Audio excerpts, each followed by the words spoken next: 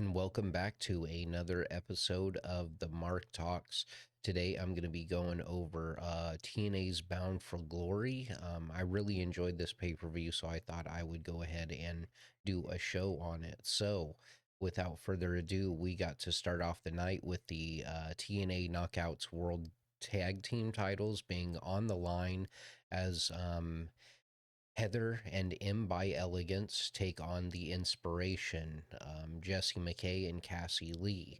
So they start the pay per view off hot. I really do like the Inspiration. They've been one of my favorite tag teams since they were wrestling back in Australia. So I just really am a huge fan of them and always have been. I was really happy that they ended up pulling out the win on this one. Um, they ended up taking M out with the Idolizer to win, so I was happy about that. And then we get on to the next match. One of the most anticipated matches on the card for most people was going to be Steve Macklin taking on Frankie Kazarian for the TNA International Championship. I was very satisfied with Frankie Kazarian's run that he's had with the belt. I like seeing Kaz as champion. I'm a really big fan of him. Um, it was really awesome to see him and Steve Macklin, go for a full bout. This didn't seem like a short match, at least when I was watching it. Um, I really, like I said, I enjoyed this pay per view very thoroughly. So this was probably, I don't know, maybe my fifth favorite match on the card of I think there were 9 matches here. Steve Macklin ended up taking the championship away from my guy Frankie Kazarian. So I mean, it was a really good match. I wouldn't have minded that feud to continue. Um, but who knows? Maybe it still will. But it's just making me wonder what do they have next for Steve Macklin. Um, and then we get a little short segment with Trick Williams. He basically is saying that he's going to threaten legal action against anyone who gives him any problems. And he has his lawyer with him, so that was kind of a weird segment. um, Gia Miller ended up making her TNA in-ring debut against Tessa Blanchard. Another one of my absolute favorites is Tessa Blanchard. Um, so, I was going into this match hoping that she would win. I understand the story. They actually made a really good story out of it. So if you hadn't been watching or uh, didn't have time to catch up before you watched it, you would know what was happening. They did a really good package on it, very good cinematically. These wrestling hype up videos and stuff have just been getting more and more entertaining. It's like you're watching a trailer for, a show or something, which I think is it's basically it's why they're doing it. They want it to be that way. So hats off to them. They did a good job on that. Blanche, Tessa Blanchard, yes, she won the match, of course. She used dirty tactics. She used something that her father used to use, knocking her out with a roll of quarters. So that was actually pretty cool. And then she spit out a few quarters after she landed on the ground. That was a really cool addition to the match. But it also showed Gia Miller actually is a good wrestler, so that's something we can look forward to, that maybe she'll be doing interviews and maybe she'll be doing matches too. They ended up doing an injury report, which was kind of cool. We've seen something like that in wrestling before, but not really to the extent that they did it. They were um, really going into everyone's clearing of their injury reports and whatnot. Especially saying, well, Joe Hendry, he's, uncertain for right now.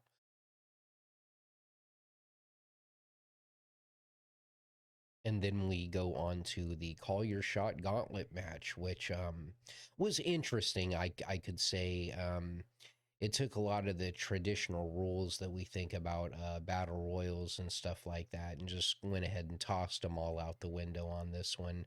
Um, Uh, so Li Ying Lee ends up starting the match with Mara Sade.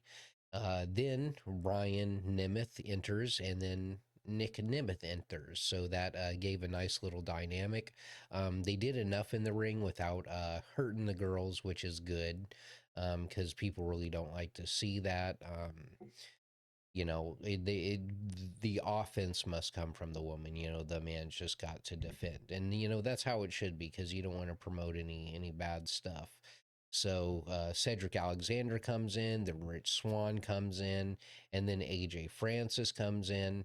AJ Francis ended up eliminating Sade and Lee, so now it's every man for himself. Um, Ends up eliminating his first class stablemate, Rich Swan. He did that over the top rope. Um, Sinner and Saint flip a coin to enter in the match at 8, which is won by Travis Williams. YouTube content creator BDE entered in at number 9. Now, I'll be honest, I have no clue who BDE is. Like everybody else I've seen before, but. Apparently this was his TNA debut, so that's probably why I haven't seen him before. Um, then a weird thing happened where I've never seen this happen before. I'm sure it probably has somewhere. But number 10, we actually got all three members of the Rascals in as one entry: Trey Miguel, Zachary Wentz, and Myron Reed. Um, I would say that Zachary Wentz probably could have been a sleeper to win this match. So that was kind of interesting. I was wondering how they were going to hold out. Um, AJ Francis ended up being eliminated by BDE and the Rascals. So not only did he get his TNA debut, he also got his first elimination. Danny Luna entered in at number 11, and that was cool because I haven't seen her in a minute. I haven't been watching a ton of TNA, I'll be honest. Eric Young entered in as number 12. Eric Young, once I saw him in there, I thought, oh man, this guy's definitely going to win. Uh, Ends up hitting Travis Williams with a pile driver on the apron for the elimination. That was pretty cool. Jake Something entered in at 13. Um, and BDE was eliminated after that by Young. And Rosemary entered in at number 14. That gave me a nice little pop. I enjoyed that. I didn't expect to see Rosemary in here, and I'm glad that she was. Apparently, some of these entrants were announced beforehand, but I did not hear anything about that. The hometown man entered in at number 15. I thought that was cool. People really liked the hometown man. He had the Celtics jersey on. Uh, Rosemary sprayed some green mist onto Jake Something, so that was pretty cool. He ended up getting eliminated by Hometown Man to a big pop. The people really, really like Hometown Man. Zach Clayton came in. Luna eliminated Rosemary, and then the hometown man eliminated Luna. Jody Threat comes in at 17. Frankie Kazarian wipes her out with a clothesline and ends up taking her spot in the gauntlet. Santina Morella enters in at number 18 and hits Kazarian with the Cobra. Then he's immediately eliminated by Nick. They on commentary were saying basically that he probably broke his own record by being eliminated so fast. Matt Cardona entered in at number 19 to the loudest crowd reaction so far of the night, and then Mance Warner as the final entry. People were saying Mance Warner would probably win because he got the coveted number 20 spot. The entrance of Mance Warner was cool. He had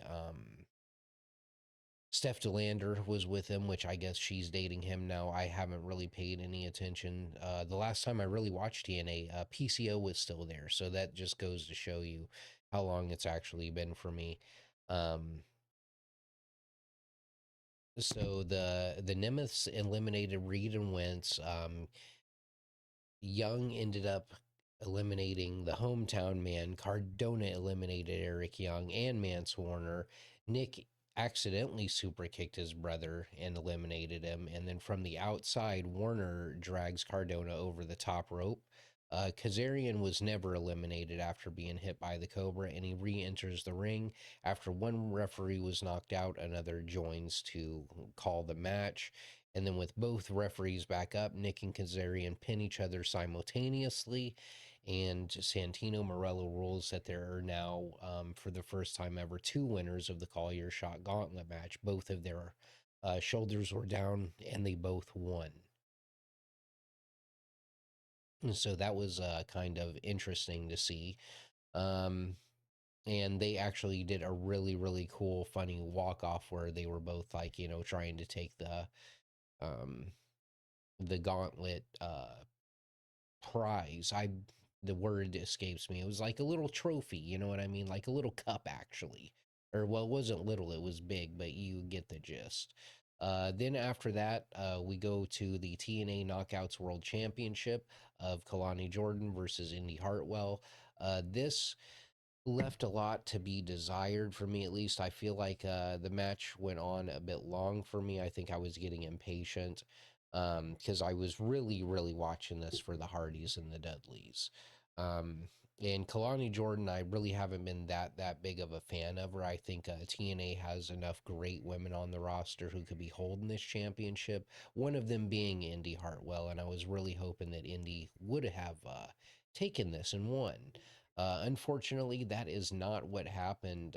She ends up, uh, well, I should say, Indy ends up getting hit with a one of a kind and lost the match to Kalani Jordan, who is still the TNA Knockouts World Champion from NXT. After the match, they ended up shaking hands, though. Poor Indy Hartwell, one of my favorites. I'm sad to see what happens. And then we go on to what, for me at least, was probably my least favorite thing about this entire. Well, yeah, yeah, I guess you could say that. My least favorite part of all this was the hardcore war of Order Four and the System. I really like Moose. I really like Mustafa Ali. Um, but that's really all I have to say about that. You know what I mean? Like, I'm not a big fan of either of the groups. I think Brian Myers could be doing much better, outside of this whole, stable that they have going on. Um, I mean, I get the order for, Mustafa Ali is basically the de facto leader. So, I mean, it kind of puts him in a position where where he's showing that he is smart and he all this and that. But either way, this match went on way too long for me. I do like the um competitors in here. I would not say it was a bad match or anything. It just really wasn't my deal, you know what I mean? um so, and again, the System one, I was kind of hoping that Order 4 would win if anyone was going to, but it makes sense that it didn't. And that brings us on to the next match that I was really excited for, Leon Slater and Javon Evans, because I am a big fan of Javon Evans. I really, really like NXT has been great for the last a very long time, probably a year or more.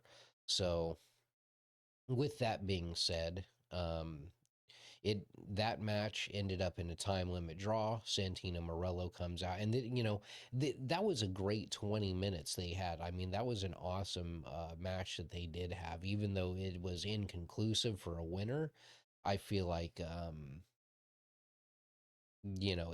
was really good. The OG Cutters was not putting them away.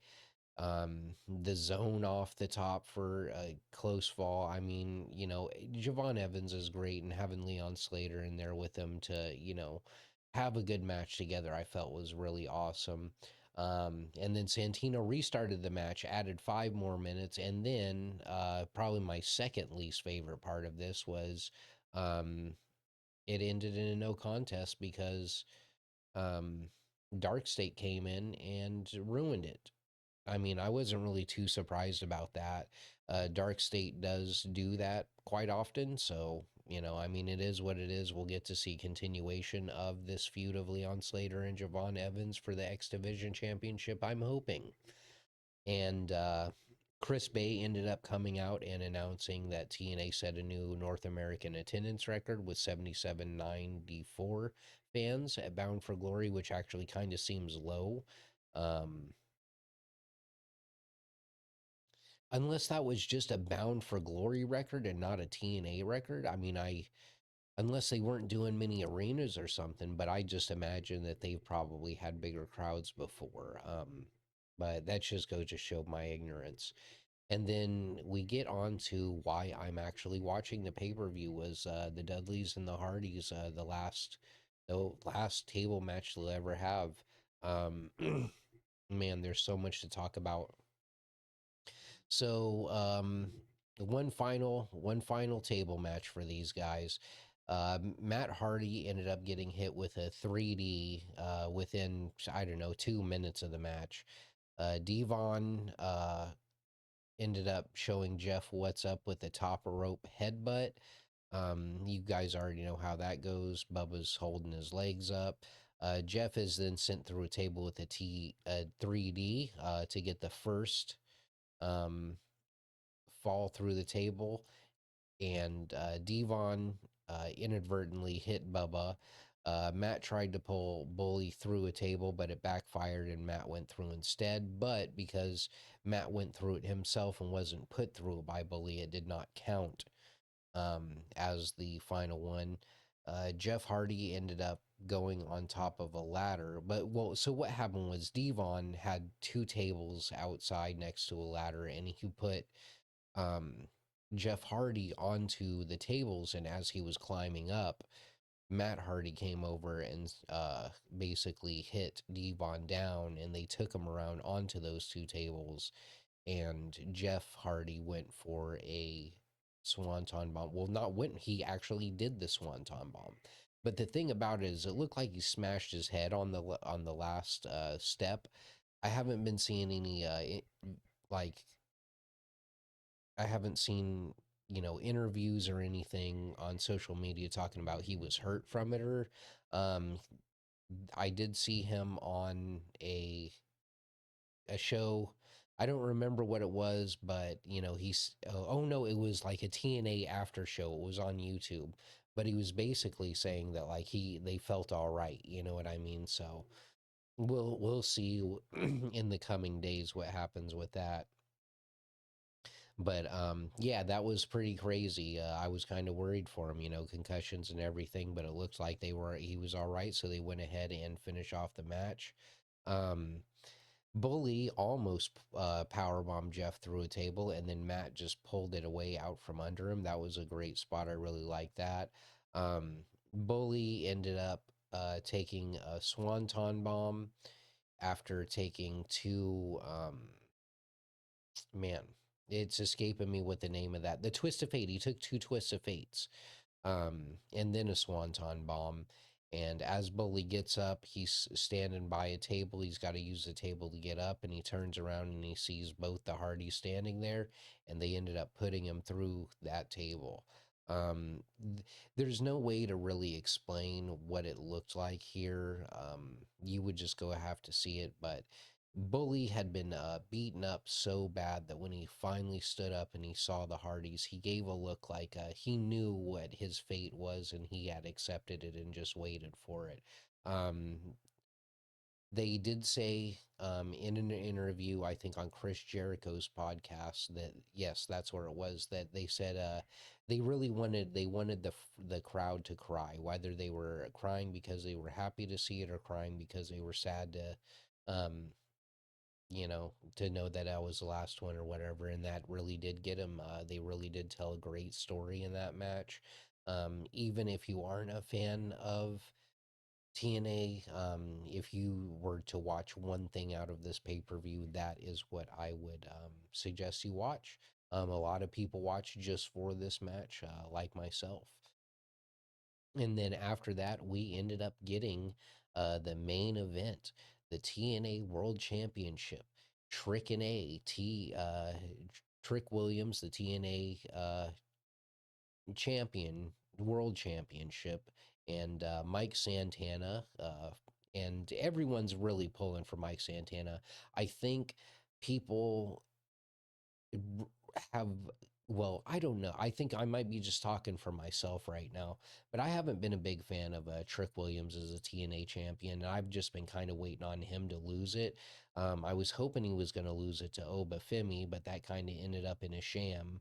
And we never really got a conclusion to that feud either. At least I didn't feel satisfied with it. So basically, it was a good match, but after that Hardy's and Dudley's match, it was going to be really hard for me to get back into it.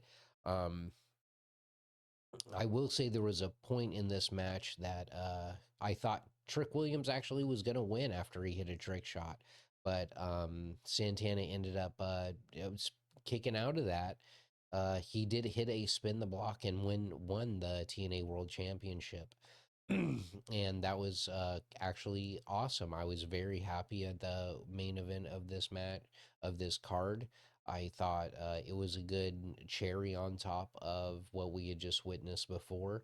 Because you don't want to like send the crowd off, all sad because the last match of Team 3D and the Hardys, and as well as the Team 3D gave them their boots, the Hardys their boots. So, people were crying and sad about that. And then we got boosted up again by the TNA World Championship coming back home to TNA. Thank you to Mike Santana for that wild match.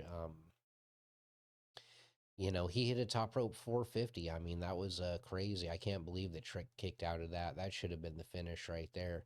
And after the match, Nick Nemeth runs out and he's about to call his shot for the world title shot. And then Elijah made his return, hit him with a guitar that had seemed to be filled with baby powder. Um, I thought that was a nice little effect. Of course, everyone who saw it knows, oh man, they must have loaded that prop guitar with a bunch of baby powder. But the effect that it gave when it hit him was actually really cool. So I won't even go into any silliness of that because it was a showmanship, I guess, a production. So I actually thought that was cool. And then Frankie Kazarian came out and wanted to call his shot, but before he could do it, Santana took him out with the spin the block. And then Mike Santana ended up celebrating the victory with his daughter in the ring as it went off the air. So my takeaways for that was the best match, and the match that I was really hoping for was going to be the Hardys and the Dudleys. Um, I would probably say my second favorite match of this whole thing was probably. Now I didn't like how the match ended, but the first 20 minutes that ended up in a time limit draw, the Javon Evans and Leon Slater, and then of course I'll actually say my second favorite match is tied between that and then the inspiration match. Um, and then after that, I would probably say the Tessa Blanchard match. I really enjoyed that because I just really enjoy Tessa Blanchard. Um, I don't really care for all the outside noise or politics that goes along with that. I didn't like seeing Frankie Kazarian lose, but I'm glad that he did end up getting the call your shot gauntlet. So, Steve Macklin, feel free to have the TNA International Championship for now. Um, Overall, it was a good pay per view. I'm not even going to rank the other ones because they were kind of just filler personally for me. But they did have a good, they were good matches. I was just disappointed at the endings or how long they had took. Like the Order 4 uh, match. I just, it was just so long. Indy Hartwell not winning the championship, that was such a bummer to me. So, overall, I think this is going to make me pay more attention to TNA coming recently, other than just the NXT stuff. Um, so, I just want to say, hey, thanks for watching the Mark Talks. www.themarkandtheshark.com, or hit us up on Twitter. Feel free to like, subscribe, leave a comment. Thanks for watching. Bye bye.